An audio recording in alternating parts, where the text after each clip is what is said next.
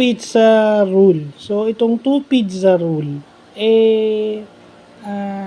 ano to, ito daw, keeping the meetings short, that yung mga invited is pwedeng makakain ng two large boxes of pizza. So talagang ganun naman talaga ang meetings Kasi pag marami kayong sa meeting, lalo kayong hindi magkakaintindihan.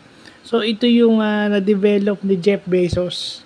Okay, na CEO ng Amazon. So, kasi may mga meetings na dami-dami yung and then kayo ng opinion. So, yung mga, kasi may iba't ibang klase ng meetings May meetings with the higher ups. May meetings with the middle level and may meetings sa lower level. So, ano yung meetings lang on the highest level? Ano yung meeting sa middle? Ano yung meeting sa lower? So, ganun dapat. Hindi dapat nilalahat.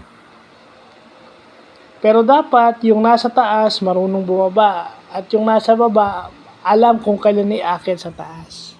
Kasi yun naman talagang importante sa organization na you should let people having diskarte. Hayaan mong dumiskarte yung tao mo sa labas o sa baba. Hayaan mo silang gawin yung kanilang trabaho. Hindi mo sila kailangang i-micromanage na ganyan. Dahil ikaw ganyan, ikaw yung ganun.